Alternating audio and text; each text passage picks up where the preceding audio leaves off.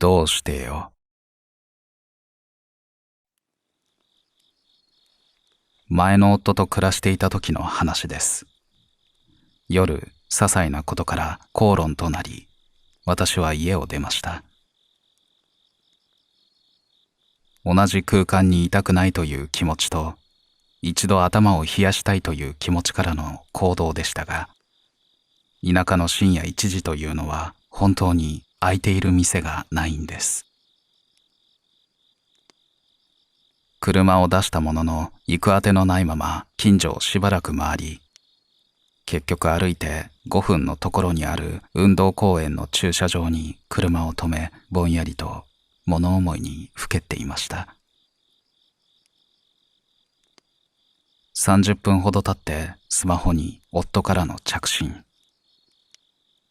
もしもし、今どこ？〇〇公園の駐車場で頭冷やしてる。なんでまたそんなところに。とにかくさっきはごめん。危ないから早く帰ってきなよ。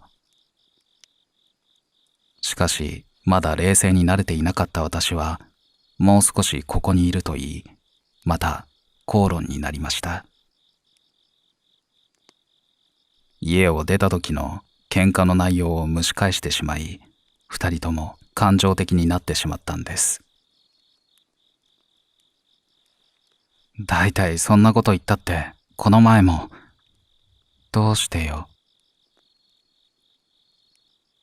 突然、電話から女の声が聞こえました。それはもう、はっきりと。思わず言葉が途切れました。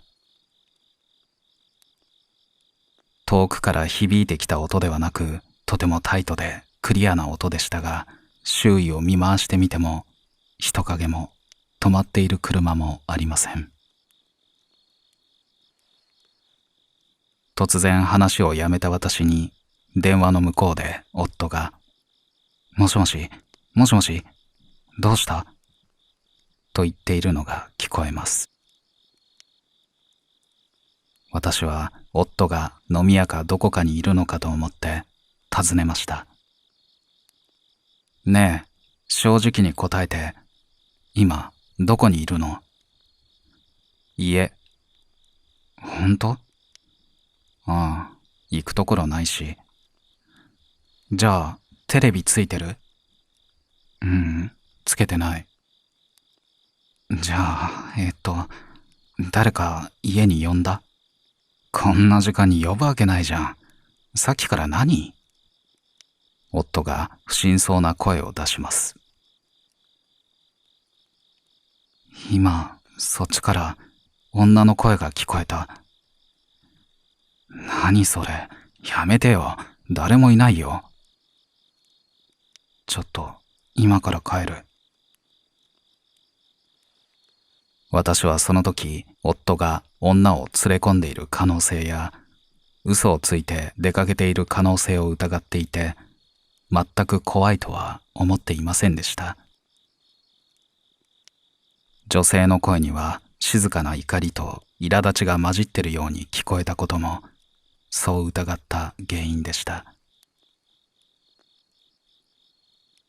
電話を切るのと同時にエンジンをかけ、1分で帰宅。急いで家に入りましたが、私が家を出た時から灰皿の吸い殻が増えた以外に変化のない台所で、夫がポツンと座っていました。本当に一人？一人だよ。怖いこと言うのやめてよ。おかしいな。でも確かに。トラックの無線が混ざったとか。そうだとしてもタイミングが良すぎて怖い。そもそもそんなことあるの？いや、知らんけど。あと、国道に向けて車を止めて電話していたから断言できるけど、あの時トラックは通っていなかった。駐車場にもいなかった。その晩はなし崩しに仲直りということになり、寝ました。不思議なことがあったという程度の認識で、その後職場の人や友人に時々この話をしていたんですが、ある日パートのおばちゃんにこう言われたんです。それ、旦那さんには聞こえてなかったのよね。